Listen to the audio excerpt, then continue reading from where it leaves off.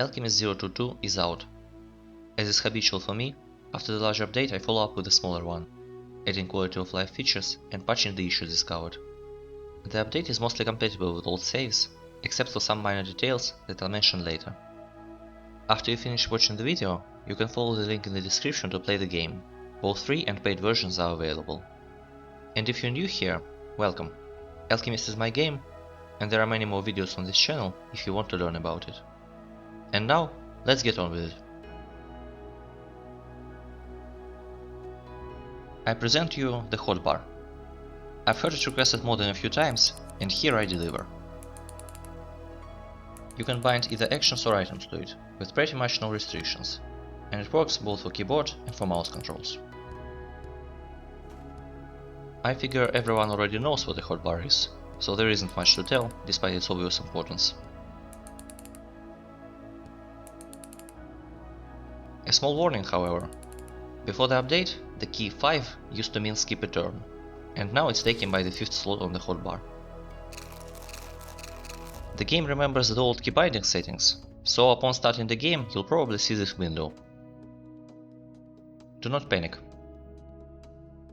You can fix the issue easily by changing either of the bindings or resetting them to defaults. Next, there are some improvements to mouse controls. In the examination mode, when you hover over the UI, the cursor is hidden now, so as not to confuse the player. I've also increased the active zones slightly for almost all UI elements. The mouse movement is also somewhat smoother. Before, if you clicked to move while in the middle of an animation, the click just skipped the animation and another one was required to actually start moving. Now, just like with keyboard controls, the movement starts immediately. Then, there are a few options to adjust weather effects intensity, in case you have trouble seeing through them. The fog one changes the fog density, while the rain one changes the number of particles.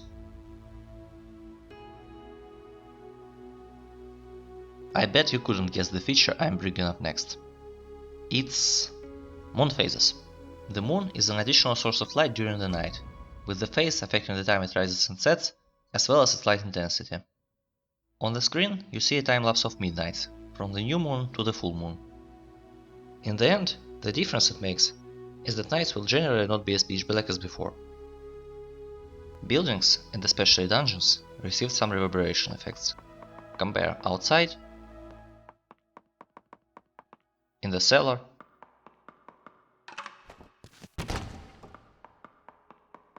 and in the building. And finally in the church.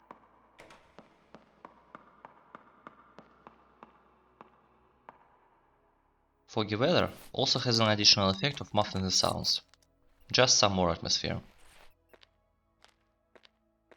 Those effects can be disabled in the settings if you don't want them for some reason. Two more creature types receive their own sounds. Toads croak and cats meow. Over the month I found more bugs than would be appropriate to list here. If you really want, you can read up on them in the textual changelog. Mostly, however, they only manifested under highly specific circumstances and shouldn't bother most players. But if you're one of the people who were unlucky enough to encounter a bug, then be sure I fix all that I managed to find, and if you want me to fix them sooner, you can get my attention on the game page. I also applied a lot of small balance changes. For example, the cost of lantern burning is tripled. While still pretty low, it makes the price at least noticeable. The priest's book selection is adjusted slightly, so that it is likely to see nothing but ecclesiastic knowledge on sale. Treasuries are worth a little less gold, so that you can't cosplay Scrooge McDuck as easily. And we are done. As I said, it's not a very large update, though an important one. Go play the game, or subscribe if you're interested in my future updates.